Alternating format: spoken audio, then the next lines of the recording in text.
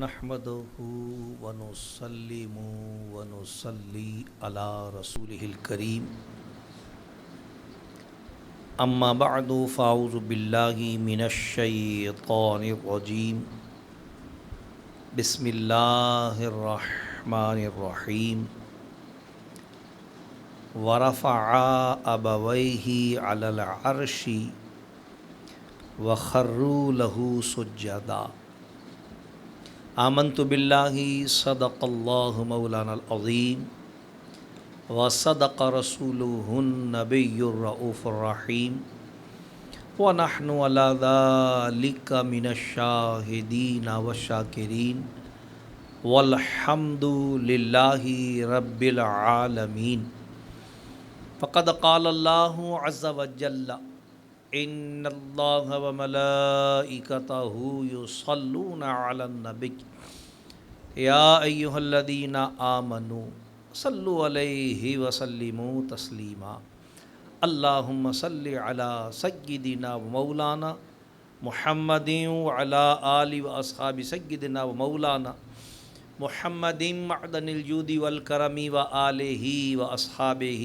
وبارک وسلم صلاۃ و سلام علیک یا سیدی یا رسول اللہ وعلی آلک واصحابک یا حبیب اللہ صلی اللہ علیہ وسلم۔ مختصر حمد و صلات کے بعد اللہ تبارک و تعالی کا بے پناہ شکر اور احسان، کرم اور انعام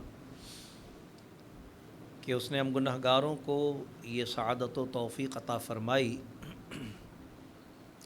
کہ اس کی مقدس کتاب کے مبارک درس کی سماعت اور اس میں شرکت کی نیت سے یہاں حاضر ہیں۔ ہزاروں درود اس نبی مکرم فخر دو عالم نور مجسم صلی اللہ تعالی علیہ وسلم کی ذات والا صفات پر کہ جن کی محبت ہمارے ایمان کی جان، جن کی غلامی ہمارے سروں کا تاج، اور جن کی اطاعت دنیا اور آخرت میں کامیابی اور کامرانی کی ضمانت۔ ہزاروں سلام ان کے ازواجین مطہرات، اہل بیت اطہار، صحابہ کرام، خلفائے راشدین رضوان اللہ تعالی علیہم اجمعین پر۔ حصول برکت کے لیے قرآن کریم سے آیت مقدسہ جو کہ سورہ یوسف شریف کی آیت نمبر 100 کا ابتدائی حصہ ہے، تلاوت کرنے کا شرف حاصل کیا۔ اس سے پہلے کہ آیات قرآنیہ کے تحت گفتگو عرض کی جائے، اللہ تعالیٰ سے دعا ہے کہ وہ اپنے پیارے حبیب لبیب نبی کریم رؤوف الرحیم علیہ افضل الصلاۃ و تسلیم کے صدقہ و طفیل مجھ گناہگار کو حق کہنے کی توفیق عطا فرمائے۔ اللہ کریم ہم تمامی اہل ایمان کو حق سن کر حق کو قبول کرنے اور اس پر عمل کرنے کی توفیق عطا فرمائے۔ گزشتہ 10 نشستوں میں سورہ یوسف شریف کی ابتدائی 99 آیات مقدسہ ترجمہ اور تشریح کے ضمن میں ضروری گزارشات کے ساتھ آپ حضرات سماعت فرما چکے ہیں، جس کی قدر اجمالی تفصیل ہم نے گزشتہ درس میں عرض کر دی تھی، اور اس کے بعد پھر گزشتہ درس میں حضرت یوسف علیہ السلام کا بھائیوں سے اپنا تعارف کروا دینا، اور پھر کمال مہربانی کے ساتھ انتہائی سخاوت اور فیاضی کا مظاہرہ فرماتے ہوئے انہیں معاف کر دینا، اور پھر اپنے والد کی خدمت میں اپنا کرتا بطور تبرک بھیجنا، اور انہیں اور تمام گھر والوں کو مصر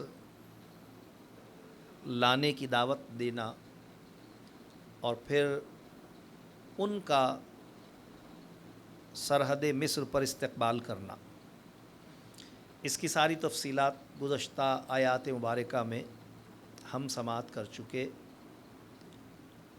اور اب جو آیت مبارکہ جو کہ سورہ یوسف شریف کی آیت نمبر 100 ہے، جو آج ہم نے تلاوت کی، اس کا ابتدائی حصہ ابھی پڑھا ہم نے، اس میں اللہ تبارک و تعالی اس منظر کو بیان فرما رہا ہے کہ جب حضرت یوسف علیہ السلام نے اپنے والدین کو مصر کے شاہی دربار میں اعزاز اور اکرام کے ساتھ بٹھایا۔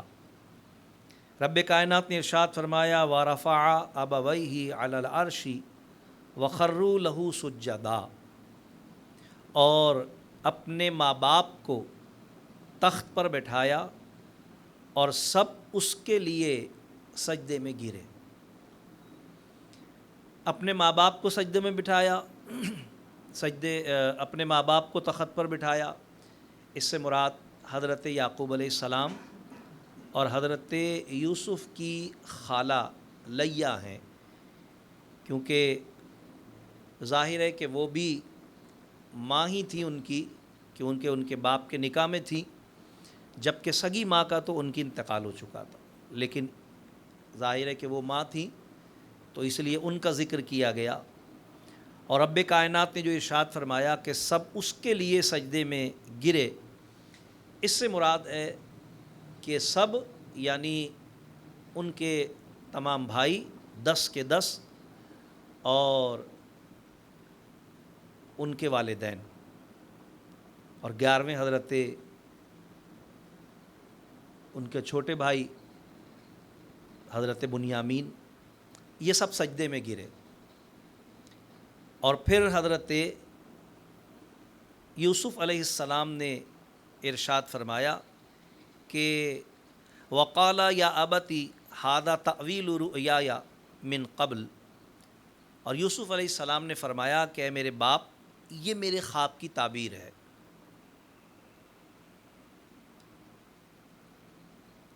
یہ جو سجدہ حضرت یوسف علیہ السلام کے لیے کیا گیا، اس میں وَخَرُّوا لَهُ سُجَّدًا میں لہو کی ضمیر اس کے لیے حضرت یوسف علیہ السلام کی طرف لوٹتی ہے۔ تو یہاں یہ بات ذہن میں رکھنی چاہیے کہ آپ کے والدین اور 11 کے 11 بھائی، یعنی 10 وہ اور 11ویں حضرت بنیامین، 11 کے 11 بھائی یہاں آپ کے لیے سجدے میں جھکے، اور یہاں سجدے سے مراد یہی عرفی سجدہ ہے، یعنی پیشانی زمین پر رکھنا، کیونکہ قرآن نے لفظ سجدہ مطلق فرمایا، اس میں بے وجہ تعویل کی ضرورت نہیں ہے۔ البتہ یہ ذہن میں رکھنے کی بات ہے کہ یہ سجدہ حضرت یوسف علیہ السلام ہی کے لیے تھا، جیسا کہ قرآن کہہ رہا ہے، لہو کی ضمیر حضرت یوسف علیہ السلام کی طرف ہے، لیکن سجدہ تحیت تھا۔ جو مشائخ، کیونکہ بعض مشائخ نے، بعض آج کے دور میں بھی مشائخ ایسے ہیں جنہوں نے اس سے سجدہ تعظیمی کا جواز لیا ہے، اور وہ سجدہ تعظیمی کو جائز سمجھتے ہیں اور اپنے مریدوں سے اپنے آپ کو سجدہ کرواتے ہیں۔ ہمارے اور آپ کے امام اعلیٰ حضرت امام احمد رضا فاضل بریلوی رحمۃ اللہ تعالیٰ علیہ نے سجدہ تعظیمی کے بھی حرام ہونے پر ایک مستقل رسالہ جو کہ فتاوی رضویہ شریف کی 22ویں جلد میں موجود ہے تحریر فرمایا، اور دلائل سے اس بات کو بیان فرمایا کہ سجدہ عبادت تو ہر شریعت میں شرک ہی رہا ہے، لیکن سجدہ تعظیمی بھی ہماری شریعت میں حرام ہے، اگرچہ بعض شریعتوں میں یہ جائز رہا ہے، لیکن ان بعض شریعتوں میں بھی حضرت یعقوب علیہ السلام کی شریعت شامل نہیں ہے۔ یعنی اس بنیاد پر اگر کوئی اسے سجدہ تعظیمی کہے کہ یعقوب علیہ السلام کی شریعت میں سجدہ تعظیمی تھا اس لیے یہ سجدہ تعظیمی کیا گیا، تو اعلیٰ حضرت رضی اللہ عنہ فرمایا نہیں، ان کی شریعت میں یہ سجدہ تعظیمی ان کی شریعت میں بھی جائز نہیں تھا، یہ تو خواب کی تعبیر پورا کرنے کے لیے تھا، نہ کہ سجدہ تعظیمی۔ اگر سجدہ تعظیمی جائز ہوتا تو پھر اور مواقع پر بھی یہ تعظیم ہوتی اور اس سجدے کا کوئی ثبوت ہوتا، یہ صرف اس موقع پر تھا، اور وہ بھی خواب کی تعبیر پوری کرنے کے لیے۔ بالکل اسی طرح جس طرح حضرت اسماعیل علیہ السلام کی شریعت میں بچے کا ذبح کرنا جائز نہیں تھا، بلکہ خواب کی تعبیر دکھانے کے لیے، خواب کو سچا کرنے کے لیے آپ نے اپنے بیٹے کو ذبح فرمایا۔ تو اب کوئی کہے کہ جی ان کی شریعت میں بچے کو ذبح کرنے کا حکم تھا، تو ایسا نہیں ہے، کیونکہ ان سے پہلے اور ان کے بعد کوئی بچہ ذبح نہیں کیا گیا۔ اسی طریقے سے یوسف علیہ السلام کو یہ سجدہ جو دربار مصر میں کیا گیا، اس سے پہلے اور اس کے بعد خود حضرت یوسف علیہ السلام کو بھی کوئی سجدہ نہیں کیا گیا، تو لہٰذا اس میں بے وجہ تعویل نہیں کی جائے گی، یہ سجدہ ہی تھا، سجدہ تحیت تھا، سجدہ تعظیمی نہیں تھا، نہ سجدہ عبادت تھا، جو کہ خواب کی تعبیر پورا کرنے کے لیے۔ سجدہ تحیت کے معنی ہے کہ حضرت یوسف علیہ السلام کی شان کے اظہار کے لیے، ان کے عظمت کے مظاہرے کے لیے تھا۔ اور بڑی خوبصورت بات اعلیٰ حضرت رضی اللہ عنہ نے اس موقع پر تحریر فرمائی، آپ فرماتے ہیں جن مشائخ نے اس آیت سے سجدہ تعظیمی کا جائز ہونے کا ثبوت لیا، انہیں چاہیے کہ اپنے مریدوں کو سجدہ کریں، اس لیے کہ حضرت یعقوب نے سجدہ کیا ہے حضرت یوسف علیہ السلام کو، اور وہ تھے باپ، تو اگر سجدہ تعظیمی اس سے مراد ہو اور اس کے جواز کی بات کی جائے تو پھر انہیں چاہیے اپنے مریدوں کو سجدہ کریں، چاہے جائے کہ مریدوں سے خود کو سجدہ کروائیں۔ تو یاد رکھنا چاہیے کہ شریعت اسلامیہ میں سجدہ تعظیمی بھی حرام ہے، ناجائز ہے، سجدہ صرف اللہ تبارک و تعالیٰ کے لیے ہے، اور کسی ایسی حیت کے ساتھ کسی کے آگے تعظیماً جھکنا بھی درست اور صحیح نہیں ہے جس کو لوگ سجدہ گمان کریں، اس لیے کہ صحیح حدیث میں سرکار کا فرمان موجود ہے، اتقوا موادی التہم، تہمت لگنے والی جگہ سے بچو، یعنی ایسی بات اور ایسا کام کرنے سے بھی آدمی کو احتیاط کرنا چاہیے جس سے دوسروں کو بدگمانی پیدا ہو۔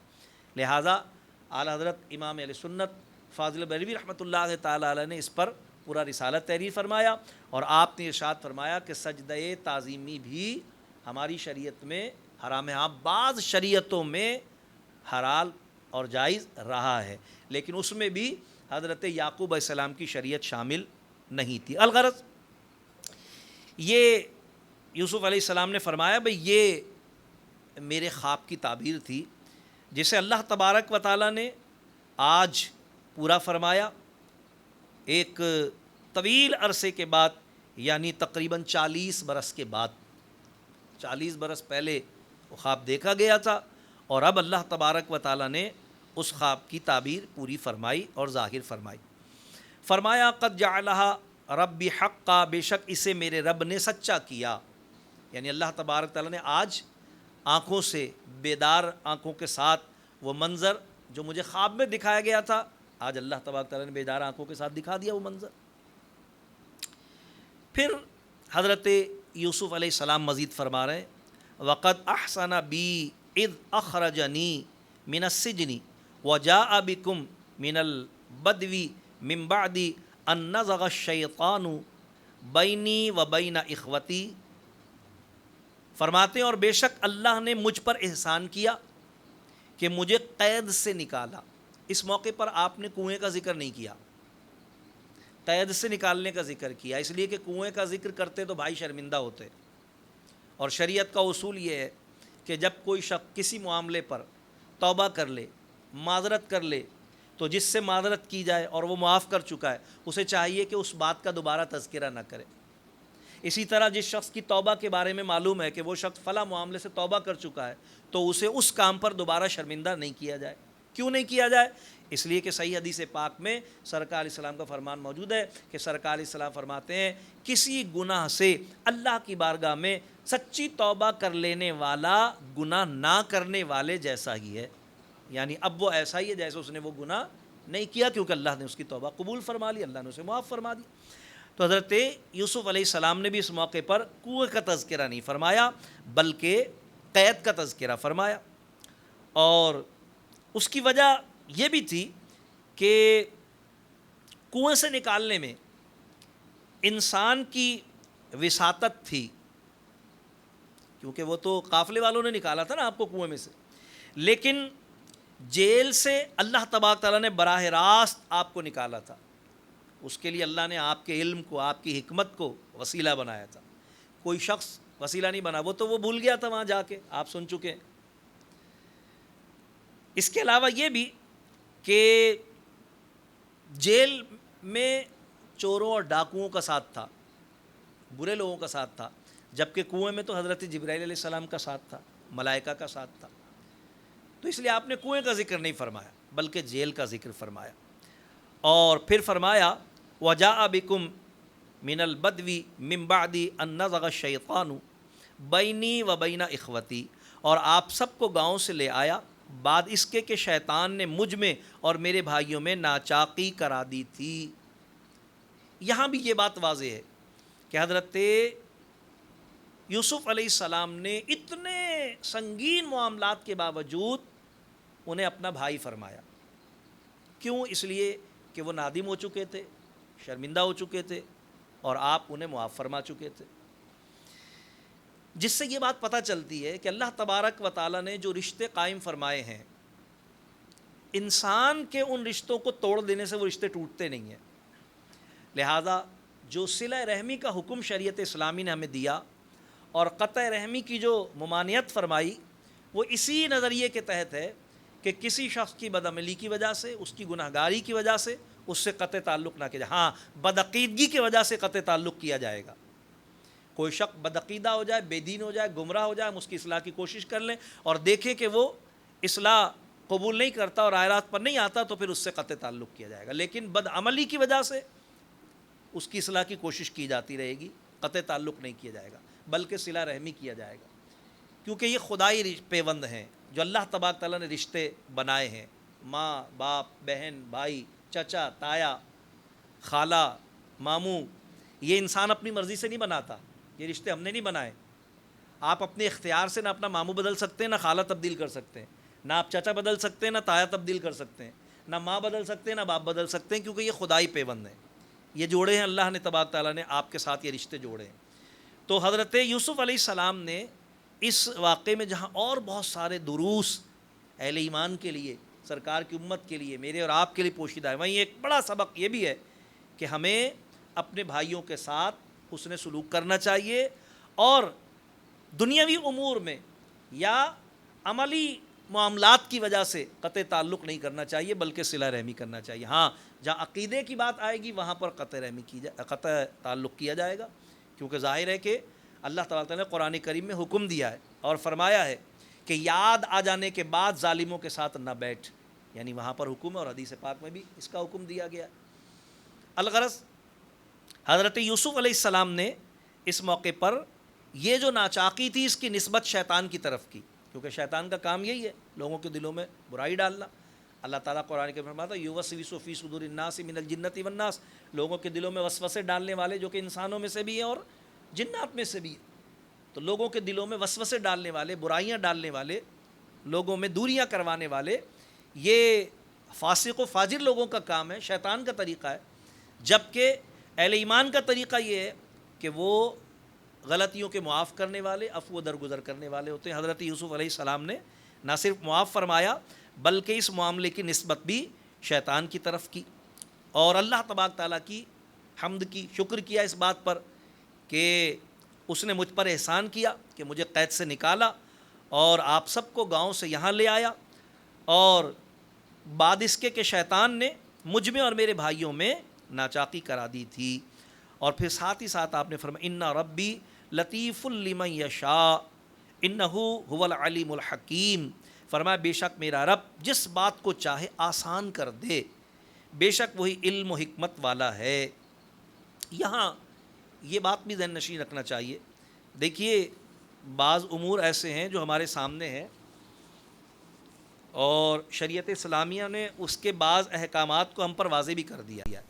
مثلا صحابہ کرام میں بعض معاملات پر اختلافات ہوئے، بالخصوص موجودہ دور میں آپ کہیں نہ کہیں سنتے رہتے ہیں حضرت امیر معاویہ رضی اللہ عنہ اور مولائے کائنات کے درمیان ہونے والے اس اختلاف کے حوالے سے، جو کہ قطعی طور پر سیاسی اختلاف تھا، دینی اختلاف نہیں تھا، عقیدے کا اختلاف نہیں تھا، قطعی طور پر سیاسی اختلاف تھا، اور اس میں حضرت امیر معاویہ اجتہادی خطا کار تھے، ان سے اجتہادی خطا ہوئی تھی۔ ہمارا ایمان حضرت علی حق پر تھے، لیکن اس کے باوجود حضرت علی رضی اللہ تعالیٰ عنہ نے جب یہ جنگ اختتام کو پہنچی، اور نہج البلاغہ شریف میں بھی آپ کے خطبات میں یہ بات موجود ہے اور دیگر کتب حدیث میں بھی، آپ نے فرمایا یہ ہمارے بھائی ہیں، انہوں نے ہم پر بغاوت کی۔ حضرت علی نے بھائی فرمایا، حضرت علی نے ان کو کافر نہیں کیا، نہیں فرمایا، اور نہ ہی ان کو دائرہ اسلام سے خارج فرمایا، ان کو بھائی فرمایا۔ کیوں؟ اس لیے کہ دینی رشتہ قائم تھا۔ اب سوچنے کی بات ہے کہ جب دینی رشتہ قائم ہے تو کس وجہ سے اس رشتے کا قیام باقی رہا؟ اس لیے کہ عقیدہ ایک ہی تھا، عقیدے میں فرق نہیں تھا۔ میں نے پہلے بات کی کہ سگے بھائی کے درمیان میں بھی قطع تعلق کب ہوگا؟ جب عقیدہ الگ ہو جائے گا، بد عقیدہ ہو جائے کوئی، خدا نہ خواستہ معاذ اللہ بے دین ہو جائے تو پھر قطع تعلق ہوگا، لیکن دنیاوی امور میں اختلاف ہو جائے تو اس میں عفو و درگزر کا معاملہ ہوگا، معافی ہوگی۔ حضرت علی رضی اللہ تعالیٰ عنہ نے ارشاد فرمایا یہ ہمارے بھائی ہیں، انہوں نے نادانی میں ہم پر بغاوت کی۔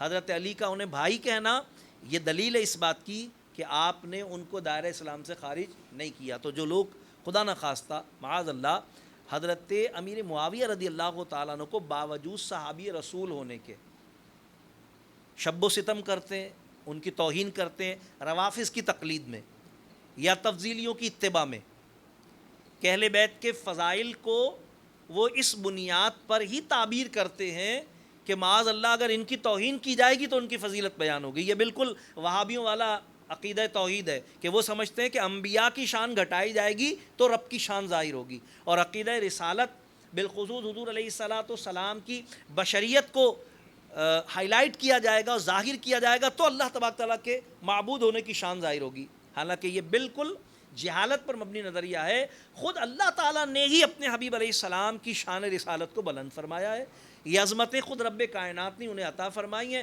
سرکار کی ہر شان سے اللہ تبارک تعالیٰ کی شان کا اظہار ہوتا ہے، کیونکہ یہ بات حضور علیہ السلام کی شان سے ہی پتہ چلتی ہے کہ جس کو شان عطا کی گئی جب وہ ایسا ہے تو جس نے شان عطا کی ہے وہ کیسا ہوگا۔ تو الغرض حضرت یوسف علیہ السلام نے ارشاد فرمایا کہ شیطان نے ہم بھائیوں میں ناچاقی ڈلوا دی تھی، تو بے شک میرا رب جس بات کو چاہے آسان کر دے۔ پھر حضرت یوسف علیہ السلام نے فرمایا کہ وہی علم اور حکمت والا ہے۔ علماء کرام فرماتے ہیں کہ زلیخا کے شکم سے حضرت یوسف علیہ السلام کے 2 فرزند ہوئے، یعنی حضرت یوسف علیہ السلام نے کیونکہ ان سے نکاح فرما لیا تھا، اور پھر حضرت یوسف علیہ السلام کی ایک صاحبزادی بھی ہوئیں اور ان کا نام رحمت تھا، اور یہ حضرت ایوب علیہ السلام کی زوجہ بنی۔ ایوب علیہ السلام تو یوسف علیہ السلام کے داماد۔ پھر یہ سارے کے سارے حضرت یعقوب علیہ السلام کے سامنے حاضر ہوئے اور آداب بجا لائے، اور آپ نے خوش ہو کر دعائیں دی۔ پھر حضرت یوسف علیہ السلام نے مزید ارشاد فرمایا ربی قد آتیتنی من الملک وعلمتنی من تعویل الاحادیث، فرمایا اے میرے رب بے شک تو نے مجھے ایک سلطنت عطا فرمائی، ظاہر مصر کی بادشاہت اللہ نے ان کو عطا فرمائی، اور یہ بادشاہت اگرچہ ملک مصر میں تھی لیکن قحط کا زمانہ کیونکہ گرد و پیش میں سارے میں ہوا تھا، اللہ تبارک تعالیٰ نے ساری زمین کا رزق اس وقت حضرت یوسف علیہ السلام کے دستے مبارکہ میں فرمایا۔ عظیم سلطنت اللہ تبارک و تعالیٰ نے حضرت یوسف علیہ السلام کو عطا فرمائی۔ حضرت یعقوب علیہ السلام نے مصر میں تقریباً 34 سال قیام فرمایا اور وہیں پر آپ کی وفات ہوئی، اور آپ کی وصیت کے مطابق کہ آپ نے وصیت فرمائی تھی کہ مجھے فلسطین میں حضرت اسحاق علیہ السلام کے پہلو میں دفن کیا جائے، لہذا حضرت یوسف علیہ السلام نے ایسا ہی کیا اور خود فلسطین تشریف لے گئے اور پھر واپس تشریف لے آئے، اور پھر آپ 23 سال تک مصر میں حیات رہے، بادشاہت فرماتے رہے، اور یعقوب علیہ السلام کی عمر مبارکہ تقریباً 147 برس ہوئی، اور یوسف علیہ السلام کی عمر مبارکہ 120 برس ہوئی۔ اور جب یوسف علیہ السلام نے علامات وفات پائے، آپ کو محسوس ہوا کہ اب میرا وقت آخر آ گیا ہے، تو آپ نے اپنے بڑے بھائی جناب یہودا کو اپنا جانشین بنایا اور مصر کی سلطنت ان کے حوالے کی اور اپنی آل و اولاد بھی انہی کے حوالے فرمائی۔ اللہ تبارک تعالیٰ نے آپ کو خاص علم عطا فرمایا تھا جو کہ بطور معجزہ تھا۔ خود فرماتے وَعَلَّمْتَنِي مِن تَأْوِيلِ الْأَحَادِيثِ، اور مجھے کچھ باتوں کا انجام نکالنا سکھایا۔ یہ جو علم تعبیر ہے، حضرت یوسف علیہ السلام گویا اس کے امام ہیں، اللہ تبارک تعالیٰ نے آپ کو بطور معجزہ یہ علم عطا فرمایا، اور پھر آپ نے اللہ تبارک و تعالیٰ کی بارگاہ میں دعا فرمائی، اور اس طرح دعا فرمائی کہ فاطر السماوات والارض، اے آسمان و زمین کے بنانے والے، انت ولی فی الدنیا والآخرہ، تو میرا کام بنانے والا ہے دنیا اور آخرت میں، توفنی مسلما والحقنی بالصالحین، مجھے مسلمان اٹھا اور ان سے ملا جو تیرے قرب خاص کے لائق ہیں۔ حضرت یوسف علیہ السلام اللہ کی بارگاہ میں دعا فرما رہے ہیں۔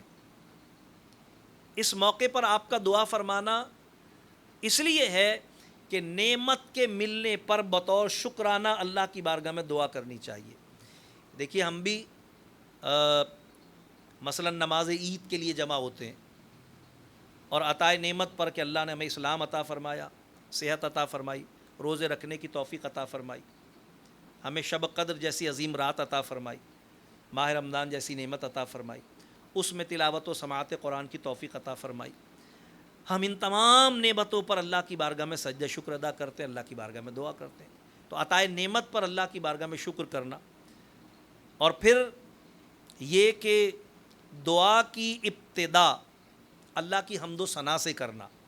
یوسف علیہ السلام نے اس دعا کے ذریعے ہمیں یہ تعلیم عطا فرمائی۔ اللہ تبارک تعالیٰ نے اس کو حضور علیہ الصلاۃ والسلام پر نازل فرمایا اور آپ کی امت کے لیے بطور تعلیم ایک سبق اور ایک درس کے طور پر یہ بات ہمارے لیے بیان فرما دی کہ اللہ تبارک تعالیٰ کی حمد کرنا۔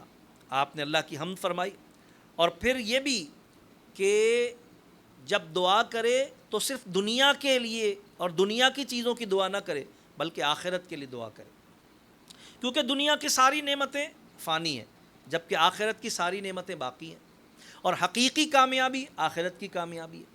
لہذا آپ نے اللہ تعالیٰ کی بارگاہ میں دعا کی، اور اس دعا میں ایک خاص بات جو ہمیں نظر آتی ہے وہ کیا؟ توفنی مسلمن۔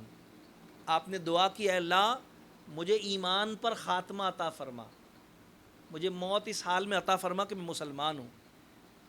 علماء تفسیر فرماتے ہیں اس سے پتہ چلتا ہے کہ عقیدے کی کیا اہمیت ہے اور حسن خاتمہ اللہ کی کتنی بڑی نعمت ہے، کہ حضرت یوسف اگرچہ اللہ کے نبی ہیں لیکن آپ اللہ کی بارگاہ میں دعا فرمائے توفنی مسلمن، اے اللہ مجھے اسلام پر موت عطا فرما۔ اللہ تعالیٰ نے قرآن کریم میں اسے بیان بھی فرمایا، سرکار علیہ الصلاۃ والسلام پر اسے وحی کے طور پر نازل بھی فرمایا۔ کیوں؟ تاکہ یہ تعلیم بن جائے ہم سب کے لیے، اور ہم سب اس بات کو سمجھ لیں کہ اللہ کے نبی اللہ کی بارگاہ میں خاتمہ بالخیر کی دعا کرتے ہیں، یعنی ایمان پر خاتمہ ہونا، عقیدے کی حفاظت کرنا، اپنے عقیدے کی فکر کرنا کہ ہمارا ایمان ضائع نہ ہو جائے، ہمارا عقیدہ بگڑ نہ جائے۔ یہ اتنی اہم بات ہے کہ انبیاء کرام بھی اللہ کی بارگاہ میں اس کے لیے دعا کرتے ہیں، توفنی مسلمن۔ اور دوسری بات وَأَلْحِقْنِي بِالصَّالِحِينَ، الحقنی مجھے لاحق کر دے، مجھے جوڑ دے، بعد وصال، بعد انتقال مجھے ان کا ساتھ عطا فرما جو صالحین ہیں۔ پتہ چلا کہ اللہ کے نیک بندوں کا ساتھ یہ بھی اللہ کا ایک انعام ہے۔ اللہ تبارک تعالیٰ نے زندگی میں بھی صالحین کا ساتھ، صادقین کا ساتھ اختیار کرنے کا حکم دیا۔ فرمایا کہ یا ایھا الذین آمنوا اتقوا اللہ وکونوا مع الصادقین، اے وہ لوگوں جو ایمان لائے اللہ سے ڈرو، سچوں کا ساتھ اختیار کرو۔ اور اللہ تبارک تعالیٰ کی بارگاہ میں یہ دعا کرنا کہ اللہ صالحین کا ساتھ عطا فرما۔ دنیا اور آخرت میں صالحین کا ساتھ بڑی نعمت ہے، ایمان پر استقامت ہونا اور صالحین کا ساتھ ہونا اللہ کی نعمت ہے۔ اور یہ بھی سمجھ لیجئے صالحین، اولیاء کرام، یہ دین کی سچائی کی بنیاد ہے۔ حضرت یوسف علیہ السلام جب یہ فرما رہے ہیں توفنی مسلمن، مجھے اسلام پر خاتمہ عطا فرما، اور پھر ساتھ ہی فرما الحقنی بالصالحین، اور مجھے صالحین کا ساتھ عطا فرما، جس سے یہ پتہ چلتا ہے کہ اسلام ہی وہ دین ہے جس میں صالحین ہوتے ہیں۔ اے اللہ مجھے اسلام بھی چاہیے، صالحین کا ساتھ بھی چاہیے۔ اب یہ ذہن رکھی کر لیجئے کہ آج اسلام کے دعوے دار تو بہت ہیں، سچا اسلام کس کے پاس ہے؟ یاد رکھیے سچا اسلام انہی کے پاس ہے جن کے پاس صالحین اور اولیاء کرام ہیں۔ اب آپ دیکھ سکتے ہیں اولیاء کرام کہاں ہیں۔ آپ دنیا میں کہیں بھی چلے جائیں، کوئی بھی ایسی شخصیت جس کو لوگ بطور اللہ کا ولی پہچانتے ہوں، پھر چاہے وہ اپنی ظاہری حیات کے ساتھ دنیا میں موجود ہو، چاہے وصال کر کے پردہ فرما چکا اور مزار میں تشریف فرما ہو، جس کو لوگ بطور اللہ کا ولی پہچانتے ہیں، انشاءاللہ سوائے اہل سنت کے آپ کو کوئی اور نہیں ملے گا۔ جتنے بھی آپ کو ملیں گے سارے اولیاء کرام، آپ کو قادیانیت میں چھنی لے کے چھاننے سے بھی کوئی ولی نہیں ملے گا، وہابیت میں چھنی لے کے چھاننے سے بھی کوئی ولی نہیں ملے گا، رافضیت میں چھنی لے کے چھاننے سے بھی کوئی ولی نہیں ملے گا۔ ان کا تو حال یہ ہے کہ وہ ہمارے مزاروں پہ پنجے گاڑ دیتے ہیں، کیونکہ ان کے اپنے ہوتے ہی نہیں ہیں تو کیا کریں، ہمارے والوں پہ پنجے گاڑ دیتے ہیں وہ۔ الحمدللہ جتنے اولیاء کرام آپ کو ملیں گے پوری دنیا میں، آپ کہیں بھی چلے جائیں، وہ صرف اہل سنت و جماعت میں ملیں گے، کیونکہ عقیدہ اہل سنت کی حقانیت کے دلائل میں سے یہ ایک دلیل ہے۔ اللہ نے قرآن میں ایک مقام پر اس کو بطور دلیل ارشاد بھی فرمایا۔ رب کائنات ارشاد فرماتا ہے 15ویں پارے میں، وَمَن يُضْلِلْ فَلَن تَجِدَ لَهُ وَلِيًّا مُرْشِدًا۔ اللہ فرماتا ہے اور جنہیں ہم گمراہ کر دیتے ہیں ان کے لیے کوئی ولی اور کوئی مرشد نہیں ہوتا۔ پتہ چلا کہ مرشدین اور اولیاء صرف ہدایت یافتگان میں ہی پائے جاتے ہیں۔ الحمدللہ سارے اہل سنت والے اولیاء اور مرشدین والے ہیں۔ یہ دلیل ہے اس بات کی کہ اہل سنت ہی اہل حق ہیں، یہ ہمارے حق ہونے کے دلائل میں سے۔ یوسف علیہ السلام اللہ کی بارگاہ میں دعا کر رہے ہیں توفنی مسلما والحقنی بالصالحین، اے اللہ مجھے اسلام پر اٹھا اور مجھے صالحین کا ساتھ عطا فرما۔ اب یہاں تک تو بات ہو گئی یوسف علیہ السلام کی۔ اب اللہ تعالیٰ حضور علیہ السلام سے مخاطب ہے، کیا فرما رہا اللہ تعالیٰ؟ فرما ذالک من انباء الغیب نوحیہ الیک، اے میرے پیارے محبوب یہ غیب کی کچھ خبریں ہیں جو ہم آپ کی طرف وحی کر رہے ہیں۔ یہ قرآن میں ایک جگہ نہیں ہے، متعدد مقامات پر ہے کہ اللہ تعالیٰ فرما رہا ہے یہ غیب کی خبریں ہیں۔ کہیں فرمایا تلک من انباء الغیب نوحیہا الیک، یہ غیب کی خبریں ہیں جو ہم آپ کی طرف وحی کر رہے ہیں۔ جو بے وقوف کہتے ہیں کہ معاذ اللہ حضور علیہ السلام کو علم غیب نہیں ہے، یا جن پاگلوں نے اپنے عقائد کا حصہ بنا رکھا اس بات کو کہ نبی کے لیے علم غیب کا عقیدہ رکھنا معاذ اللہ یہ اپنے رکھنے والے کو مشرک بنا دیتا ہے، انہیں قرآن کی اس آیت اور ان تمام آیات سے سبق لینا چاہیے۔ یا تو وہ ان آیات کے منکر ہیں اور یہ بھی یاد رکھیے کہ قرآن کی ایک آیت کا منکر گویا پورے قرآن کا منکر، کیونکہ قرآن اس بات کا اعلان کر رہا ہے، اللہ فرما رہا ہے، حضور علیہ السلام سے مخاطب ہے، ذالک من انباء الغیب نوحیہ الیک، یہ جو الیک ہے آپ کی طرف، کس سے فرما رہا اللہ تعالیٰ؟ حضور سے فرما رہا ہے کہ یہ غیب کی خبریں ہیں۔ یہ پورا کا پورا واقعہ سینکڑوں سال پہلے گزر چکا تھا۔ یہودیوں نے تو حضور علیہ السلام سے، یعنی اہل مکہ مشرکین مکہ کے وساطت سے بطور آزمائش کے سوال کیا تھا کہ بتائیے بھئی آل یوسف آل یعقوب مصر میں کیسے برسر اقتدار آئے؟ وہ تو فلسطین میں تھے، بتائیے کیسے ہوا یہ سب کچھ؟ تو حضور علیہ السلام نے بطور علم غیب اللہ نے آپ پر یہ واقعہ ایک ساتھ وحی فرمایا پوری صورت، اور حضور علیہ السلام نے معجزے کے طور پر یہ پورا کا پورا واقعہ جو سینکڑوں سال پہلے ہو چکا تھا منو عن، گویا جیسے حضور علیہ السلام دیکھ رہے تھے، ابھی آگے آئے گا، حضور علیہ السلام وہاں اپنے ظاہری وجود کے ساتھ موجود تو نہیں تھے. غیب اسی چیز کو کہتے ہیں نا کہ کسی جگہ پر ہم موجود نہ ہوں، ہم نے اپنی آنکھوں سے کوئی معاملہ دیکھا نہ ہو، لیکن ہمارے علم میں وہ بات آئے اور ہم اسے بیان کریں. تو یہ علم حضور علیہ السلام، یہ بات حضور کے علم میں کیسے آئی، حضور نے کیسے بیان کیا؟ تو بھائی اللہ فرما رہا ہے یہ غیب کی خبریں ہیں جو ہم آپ کی طرف وحی کرتے ہیں. یہی ہمارا عقیدہ ہے کہ اللہ تبارک و تعالیٰ کے بتانے سے، اللہ کی وحی کرنے سے، حضور علیہ السلام اللہ کے عطا کرنے سے صاحب علم غیب ہے. یہی ہمارا عقیدہ ہے. یہی الدولۃ المکیہ میں اعلیٰ حضرت رضی اللہ عنہ نے سینکڑوں صفحات میں 20 آیات قرآنیہ اور 20 احادیث مبارکہ سے ثابت فرمایا کہ حضور علیہ السلام اللہ کی عطا سے صاحب علم غیب ہے. تو رب کائنات فرما رہا ہے کہ یہ غیب کی خبریں ہیں. کیونکہ غیب کیا ہوتا ہے؟ کہ جہاں ہم موجود نہ ہوں، ہمارے سامنے جو واقعہ نہ ہوا. اللہ فرما رہا ہے وما كنت لديهم اذ اجمعوا امرهم وهم يمكرون. اور حبیب علیہ السلام آپ ان کے پاس موجود نہ تھے جب انہوں نے اپنا کام پکا کیا اور وہ داؤ چل رہے تھے. یعنی یا رسول اے حبیب علیہ السلام، انہیں غور کرنا چاہیے کہ سینکڑوں سال پہلے کا یہ واقعات جو آپ ان کے سامنے ایسے بیان کر رہے ہیں گویا اپنی آنکھوں سے دیکھ رہے ہوں، یہ بات تو ان کو بھی پتہ ہے کہ آپ وہاں پر اس ظاہری وجود کے ساتھ موجود نہیں تھے، آپ تو یہاں مکے میں پیدا ہوئے. یہ تو بات سینکڑوں سال پرانی ہے. تو پھر انہیں مان لینا چاہیے کہ یہ غیب کی خبریں ہیں جو آپ کا رب آپ پر وہی فرماتا ہے. تو آپ کو اللہ کا نبی اور آپ پر آنے والے کلام کو اللہ کا کلام ماننے کے سوا ان کے پاس کوئی راستہ نہیں.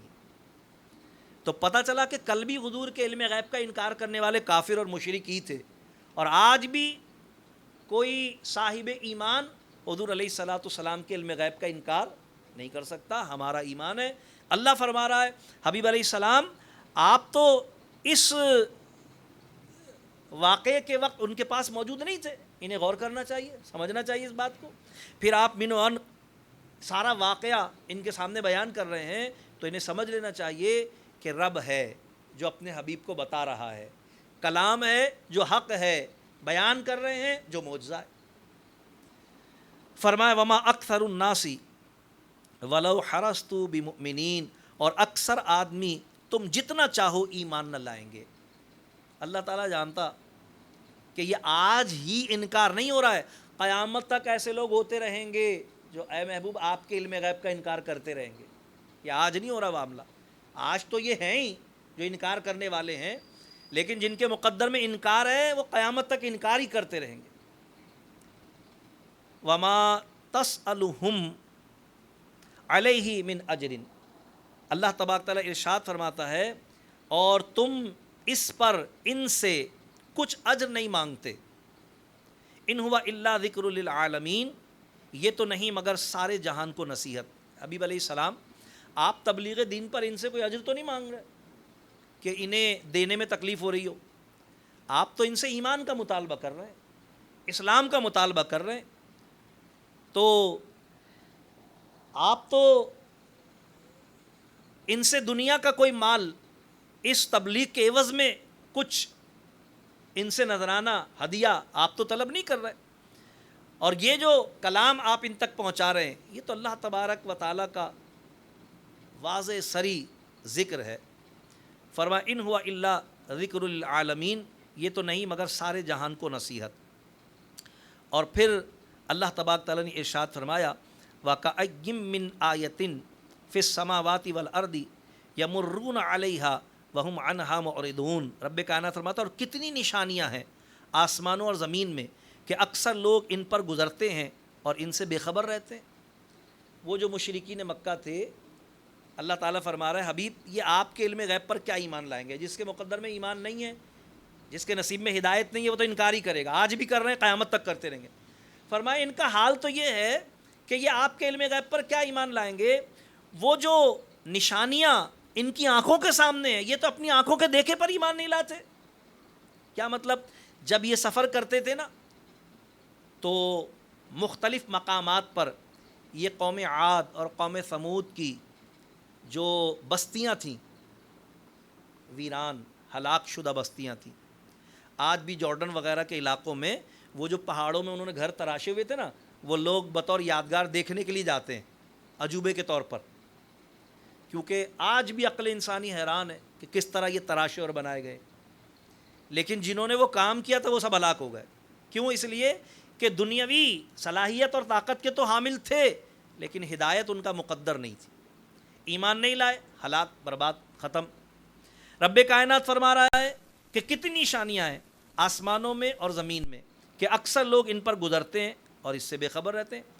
وما یؤمن اکثرهم باللہ الا وهم مشرکون، اور ان میں اکثر وہ ہیں کہ اللہ پر یقین نہیں لاتے مگر شرک کرتے ہوئے، کیونکہ اہل مکہ میں بعض وہ تھے جو خود کو دین ابراہیمی پر کہتے تھے اور کہتے تھے ہم تو کعبے کے رب کی عبادت کرنے والے ہیں، لیکن اللہ کو رب ماننے کے ساتھ ساتھ وہ بتوں کو اپنا معبود بھی مانتے تھے، بتوں کی بھی عبادت کیا کرتے تھے اور بتوں کو بھی مانتے تھے اور ان کو بھی اپنا معبود کہتے تھے۔ یعنی بعض احادیث میں آتا ہے کہ کفار مکہ اللہ تبارک تعالیٰ کو خالق اور رازق مان کر پھر بتوں کو بھی پوچھتے تھے اور اپنے تلبیہ میں کہتے تھے تیرا کوئی شریک نہیں سوائے ایک شریک کے، اور جو جس بت کی عبادت کرتا تھا اس کو، کیونکہ مختلف قبیلے اور مختلف خاندان مختلف بتوں کی عبادت کرتے تھے۔ رب کائنات فرما رہا ہے کہ ان میں اکثر وہ ہیں کہ اللہ پر یقین نہیں لاتے مگر شرک کرتے ہوئے۔ افامنوا ان تأتیہم غاشیۃ من عذاب اللہ او تأتیہم الساعۃ بغتۃ وہم لا یشعرون، رب کائنات فرماتا ہے کیا اس سے نڈر ہو بیٹھے کہ اللہ کا عذاب انہیں آ کر گھیر لے، یا قیامت ان پر اچانک آ جائے اور انہیں خبر نہ ہو۔ قیامت کا آنا علامتوں کے ساتھ ہے، لیکن ہر انسان کے لیے اس کی موت ایک قیامت ہے، اس لیے کہ قیامت کے معنی دنیا کا ختم ہونا ہے نا، اور کسی بھی انسان کی انفرادی طور پر دنیا اس دن ختم ہو جاتی ہے جس دن اس کی موت واقع ہوتی ہے، اس کے لیے تو دنیا ختم ہوگی نا، قیامت ہی ہے قیامت، کیونکہ دنیا ختم اس کے لیے۔ تو دونوں صورتیں ہیں اور دونوں میں کفار کے لیے عذاب ہے۔ یہ جو موت دنیا کی موت ہے یہ بھی کافر کے لیے عذاب اور اللہ تبارک تعالیٰ کی گرفت اور پکڑ کا باعث ہے، کیونکہ مرتے ہی عذاب قبر میں مبتلا ہو جائے گا، اذیت کے ساتھ مرنا اسے۔ اور جو قیامت جو کہ پوری کائنات پر، پوری دنیا پر ایک ساتھ قائم ہونی ہے، وہ بھی کفار کے لیے عذاب ہے۔ مومن کے لیے اچانک موت یہ کوئی پریشانی کی بات نہیں ہے۔ اچانک موت وہ نہیں ہے کہ جس سے پہلے بیماری نہ ہو، بلکہ اچانک موت وہ ہے جس سے پہلے تیاری نہ ہو، اور مومن موت کے لیے ہر وقت تیار رہتا ہے کیونکہ اس کا ایمان ہوتا ہے مرنا، اللہ کی بارگاہ میں حاضر ہونا ہے، تو اسے کوئی موت کا خوف نہیں ہوتا۔ بلکہ جو حضور صلی اللہ علیہ وسلم کے سچے عاشق ہوتے ہیں وہ دعا تو نہیں کرتے موت کی، لیکن منتظر ہوتے ہیں موت کے۔ کیوں؟ اس لیے کہ ان کو پتہ ہوتا ہے کہ موت ہی وہ پل ہے جس سے گزر کر ہمیں اپنے آقا سے ملاقات اور ان کی زیارت نصیب ہوگی۔ وہ کسی عاشق نے کہا ہے کہ قبر میں جلوہ دکھاتے ہیں مدینے والے، آرزو مرنے کی یوں کرتے ہیں جینے والے۔ فرماتے ہیں ان کی تو وہ تو منتظر ہوتے ہیں مرنے کے، جو اہل ایمان ہیں۔ مفتی احمد یاقوب نعیمی رحمۃ اللہ تعالیٰ علیہ بڑے بہترین نعت کو شاعر تھے، ان کا دیوان ہے دیوان سالک کے نام سے، اس میں آپ فرماتے ہیں جو قبر میں اپنی ان کو پاؤں، پکڑ کے دامن مچل ہی جاؤں، جو دل میں رہ کر چھپے تھے مجھ سے وہ آج جلوہ دکھا رہے ہیں۔ تو اہل ایمان تو منتظر ہوتے ہیں۔ رب کائنات فرما رہا ہے کافروں کا معاملہ، مشرکوں کا معاملہ، فرمایا کہ کیا اس بات سے نڈر ہو بیٹھے کہ اللہ کا عذاب انہیں اچانک آ کر پکڑ لے یا قیامت ان پر اچانک آ جائے۔ حبیب علیہ الصلوۃ والسلام ان کے پاس موقع ہے، آپ فرما دیجئے قل ھذہ سبیلی ادعو الی اللہ علی بصیرۃ انا ومن اتبعنی وسبحان اللہ وما انا من المشرکین۔ حبیب علیہ السلام آپ فرمائیے یہ میری راہ ہے،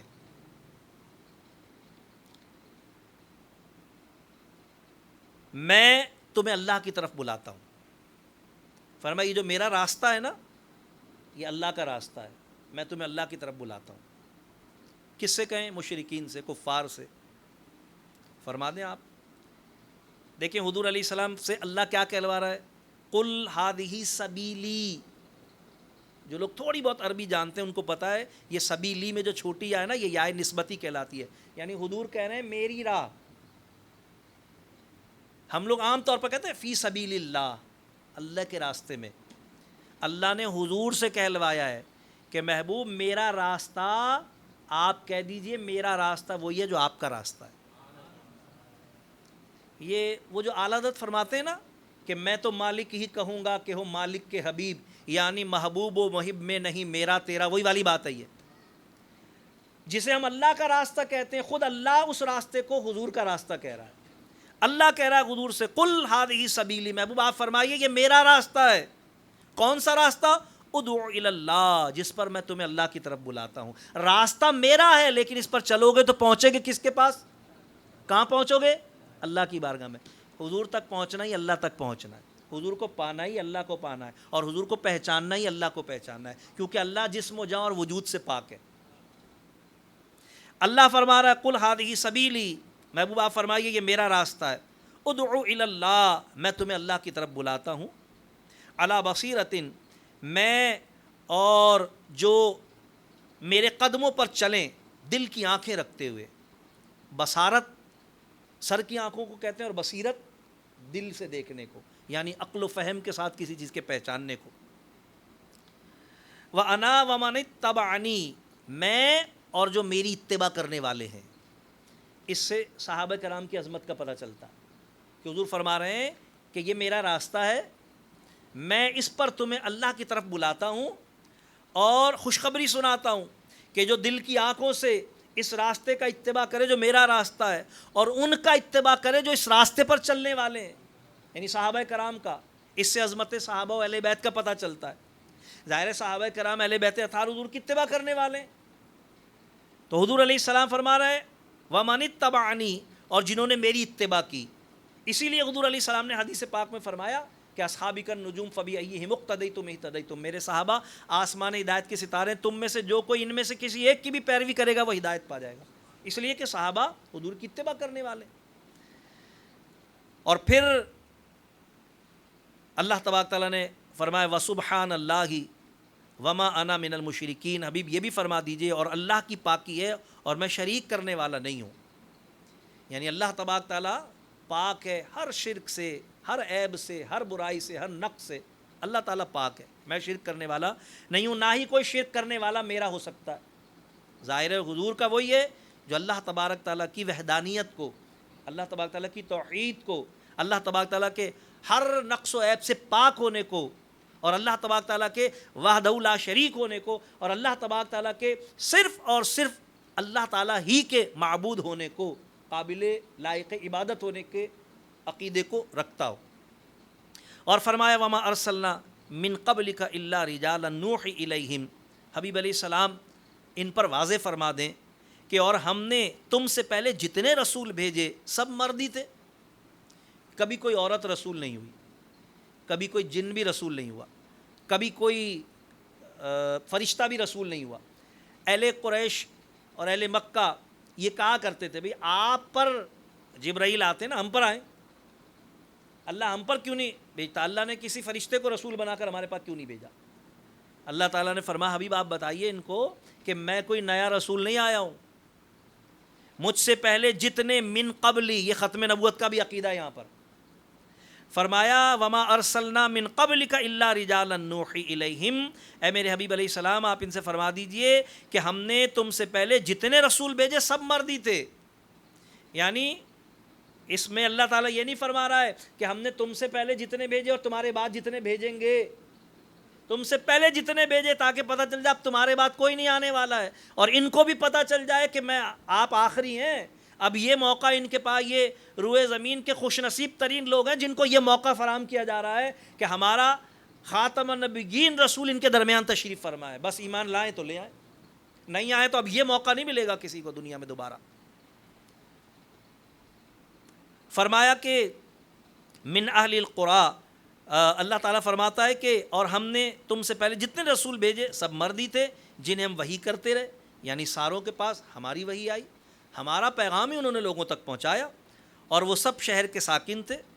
افلم یسیروا فی الارض فینظروا کیف کان عاقبۃ الذین من قبلہم، تو کیا یہ لوگ زمین پر چلے نہیں تو دیکھیں ان سے پہلوں کا کیا انجام ہوا۔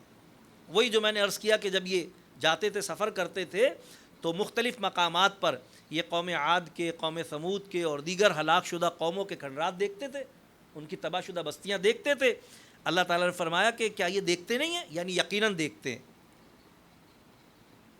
یہ سوال انکاری کہلاتا ہے، جس کا معنی ہوتا ہے یقیناً ایسا ہے۔ جیسے ہم کہتے ہیں ابے تو سنتا نہیں ہے، یعنی یقیناً تو سن رہا ہے لیکن جواب نہیں دے رہا۔ اللہ تعالیٰ فرما رہا ہے کہ کیف کان عاقبۃ الذین من قبلہم، کیا یہ اپنے پہلوں کا انجام نہیں دیکھتے؟ یعنی دیکھ رہے ہیں، آنکھوں کے سامنے دیکھ رہے ہیں۔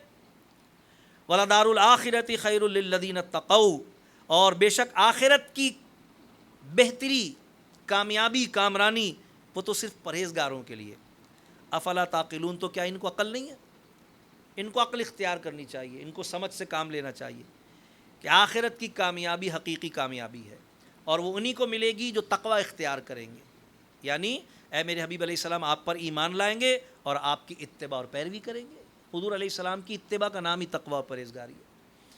پھر رب کائنات نے ارشاد فرمایا حتی اذا استیأس الرسل وظنوا انہم قد کذبوا جاءہم نصرنا فنجی من نشاء، یہاں تک کہ جب رسولوں کو ظاہری اسباب کی امید نہ رہی اور لوگ سمجھے کہ رسولوں نے ان سے غلط کہا تھا، اس وقت ہماری مدد آئی تو جسے چاہا بچا لیا۔ اللہ تبارک تعالیٰ پچھلوں کے انجام کی بات بتا رہا ہے، اور یہاں میں آپ پر یہ بات واضح کر دوں کہ یہ ترجمہ جو تفسیری ترجمہ ہے، یہ اعلیٰ حضرت رضی اللہ تعالیٰ کی ایک کرامت ہے۔ اس آیت کا جو ترجمے کے الفاظ ہیں، کیوں؟ اس لیے کہ 19 ترجمے میرے پاس محفوظ ہیں اس جملے کے ساتھ کہ سب نے یہ ترجمہ کیا ہے، یہاں تک کہ رسولوں نے یہ گمان کیا کہ اللہ نے ہم سے غلط بیانی کی۔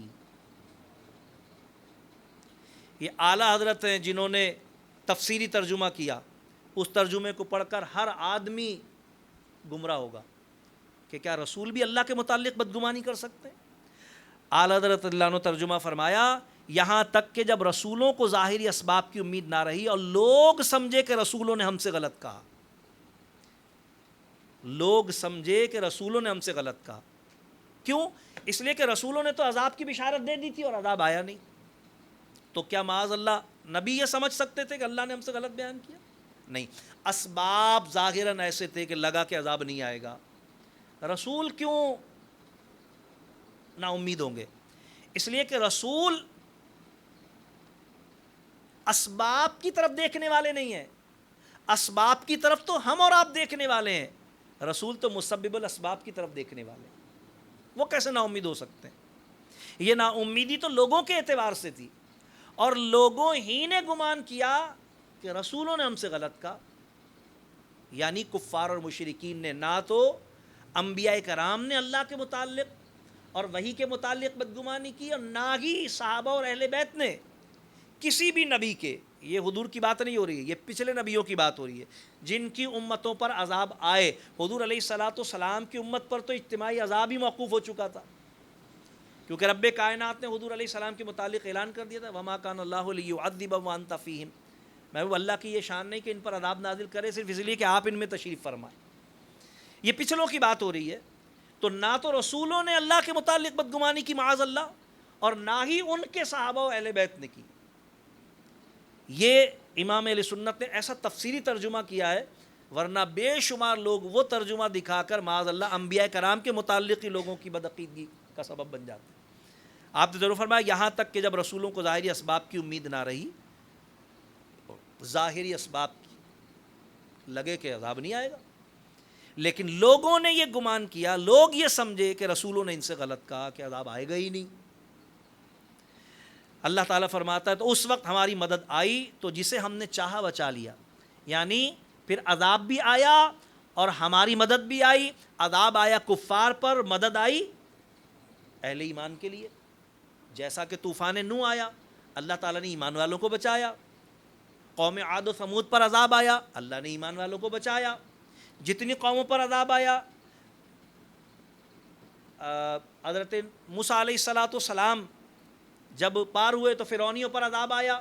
اللہ نے بنی اسرائیل کو جو حضرت موسیٰ علیہ السلام کی اتباع کرنے والے تھے ان کے ساتھ تھے, اللہ نے بچایا, فرعونیوں کو ہلاک کیا. تو عذاب آیا کفار کے لیے, مدد آئی اہل ایمان کے لیے. یہ بات بتا کے سمجھایا جا رہا ہے کہ یہ معاملہ صرف دنیا کا نہیں ہے, آخرت کا بھی یہی معاملہ ہے کہ کافروں کے لیے عذاب ہی ہوگا, اس دن بھی مدد مومنوں ہی کی جائے گی. ہمارا ایمان ہے کہ انشاءاللہ اللہ کے رسول ہماری مدد فرمائیں گے, اولیاء کرام ہماری مدد فرمائیں گے, علماء ہماری مدد فرمائیں گے, مشائخ ہماری مدد فرمائیں گے, اہل اللہ ہماری مدد فرمائیں گے. کیوں؟ اللہ نے انہیں ہمارے لیے مددگار بنایا ہے اللہ کی عطا سے. اور یہ جو مدد نہ ہونا ہے, مدد نہ ملنا ہے, سفارش نہ ہونا ہے, شفاعت نہ ہونا ہے, یہ کفار کے لیے. لہذا رب کائنات نے فرمایا وَلَا يُرَدُّ بَأْسُنَا عَنِ الْقَوْمِ الْمُجْرِمِينَ, اور ہمارا عذاب مجرم لوگوں پر پھیرا نہیں جاتا. نہ دنیا میں ان کے لیے عذاب لوٹا ہے کافروں کے لیے, نہ قیامت میں لوٹے گا. یہاں بھی انہی کے لیے عذاب ہے, وہاں بھی انہی کے لیے. لَقَدْ كَانَ فِي قَصَصِهِمْ عِبْرَةٌ لِأُولِي الْأَلْبَابِ, بے شک ان کی خبروں سے عقل مندوں کی آنکھیں کھلتی ہیں. کن کی خبروں سے؟ سابقہ امتوں کی خبروں سے, ان کے واقعات سے. اب اس میں دونوں باتیں ہیں, یعنی جب سابقہ امتوں کی خبریں اور ان کے واقعات ہم قرآن میں پڑھتے ہیں تو دونوں باتیں ہم پر واضح ہوتی ہیں نا. یعنی یہ بات بھی واضح ہوتی ہے کہ کافروں کا کیا انجام ہوا, اور یہ بات بھی تو پتہ چلتی ہے کہ اللہ نے اہل ایمان کی امداد اور نصرت کیسے فرمائی. تو پتہ چلا کہ جن پر عذاب آیا ان کے تذکرے اگر عبرت کا باعث بنتے ہیں, تو جن پر اللہ کا انعام ہوا ان کے تذکرے اللہ تبارک تعالیٰ پر ایمان اور یقین کا باعث بنتے ہیں. یہی وجہ ہے کہ ایک طرف جہنم کے عذاب اور اخروی عذاب سے خوف دلانے کے لیے اللہ تعالیٰ نے قرآن کریم میں کافروں اور ہلاک شدہ قوموں کے بھی تذکرے فرمائے, تو دوسری طرف اپنے انعام یافتہ بندوں کے, انبیاء کرام کے بھی, اولیاء کرام کے بھی واقعات بیان فرمائے. تو پتہ چلا کہ جس طرح کفار اور ہلاک شدہ قوموں کے واقعات عبرت کا سبب بنتے ہیں, اسی طرح انبیاء کرام کی عظمتیں اور رفتیں, ان کے معجزات و کمالات, اولیاء کرام کے واقعات, یہ ایمان کی تازگی کا اور اس میں برکت کا ذریعہ اور وسیلہ بنتے ہیں, اور دین پر یقین کا اور دین پر عمل کرنے کے نتیجے میں اخروی کامیابی کے یقین کا ذریعہ وسیلہ بنتے ہیں. رب کائنات فرماتا ہے ما کان حدیثا یفترا ولکن تصدیق الذی بین یدیہ وتفصیل کل شیء وہدی ورحمۃ لقوم یؤمنون. رب کائنات فرماتا ہے بے شک ان کی خبروں سے عقل مندوں کی آنکھیں کھلتی ہیں. یہ کوئی بناوٹ کی بات نہیں, یعنی قرآن کریم جو ہے یہ کوئی بنائی ہوئی چیز نہیں ہے, یہ کسی کی لکھی ہوئی کتاب نہیں ہے, یہ کسی کی مرتب کردہ کتاب نہیں ہے. اللہ فرماتا ہے وَلَٰكِن تَصْدِيقَ الَّذِي بَيْنَ يَدَيْهِ, لیکن اپنے سے اگلے کلاموں کی تصدیق ہے. پچھلے جتنے کلام اس سے پہلے نازل ہو چکے ہیں ان کی تصدیق ہے. یاد رکھیے تصدیق قرآن کریم نے تصدیق کی ہے سب کی, بشارت کسی کی نہیں دی. تصدیق گزرے ہوئے کی ہوتی ہے, بشارت آنے والے کی ہوتی ہے. تصدیق کا کہہ کے یہ طے کر دیا گیا کہ جس طرح ہمارے حبیب علیہ الصلاۃ والسلام کے بعد اب کوئی نبی نہیں آنے والا, کیونکہ بات ہوئی ہے آپ سے پہلے جتنے بھیجے وہ سارے مرتے, اسی طرح یہ کہ یہ قرآن تصدیق کرنے والا ہے, یعنی اب قرآن کے بعد کوئی وحی بھی نہیں آنے والی ہے. لہٰذا یہ ذلی اور بروزی نبی والا بھی ڈرامہ نہیں چلے گا, کیونکہ وہاں بھی وحی کی تو بات بنائی گئی نا. تو بتایا گیا کہ صرف نبوت اور رسالت کا دروازہ بند نہیں ہوا, کیونکہ وحی تو ہوتی نبی اور رسول کے لیے, لہذا نبوت اور رسالت کے ساتھ وحی کا دروازہ بھی بند ہوا ہے. بتایا گیا کہ یہ پچھلوں کی تصدیق کرتی ہے, جو پہلے کتابیں نازل ہوئی ان کی تصدیق کرتی ہے, یعنی بعد میں کوئی کتاب نازل نہیں ہوگی. اور ان کی تصدیق ہی نہیں کرتی, وتفصیلا, ان کی تشریح بھی کرتی ہے, ان کی وضاحت بھی کرتی ہے. کل شیء, ہر شے کی, ان میں جو کچھ بیان ہوا تھا ان سب کی تفصیل کرتی ہے. اور وہدی ورحمہ, اور یہ ہدایت ہے اور رحمت ہے. قرآن کے متعلق بات ہو رہی ہے اور صاحب قرآن کے متعلق بات. حضور بھی سراپا رحمت ہے, حضور بھی سراپا ہدایت ہے, قرآن بھی سراپا رحمت ہے, قرآن بھی سراپا ہدایت ہے. فرمایا لقوم یؤمنون, یہ ان کے لیے ہے جو ایمان لانے والے، جو ایمان لائیں ان کو اس رحمت سے فائدہ ملے گا، اس قرآن سے ہدایت ملے گی۔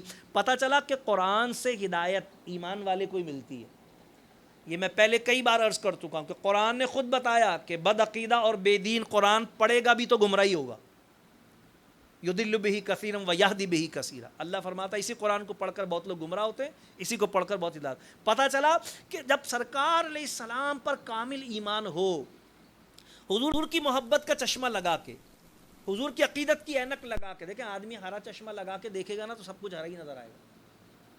جب گمراہی کی اینک آنکھوں پہ لگی ہو تو پھر قرآن سے بھی گمراہی ملے گی اسے، لیکن جب حضور کی عقیدت اور حضور کی محبت اور حضور کی اتباع اور حضور کی پیروی اور حضور کی تعظیم کی اینک آنکھوں پہ لگی ہوگی تو پھر قرآن سے ہدایت ملے گی، پھر قرآن سے رحمت ملے گی۔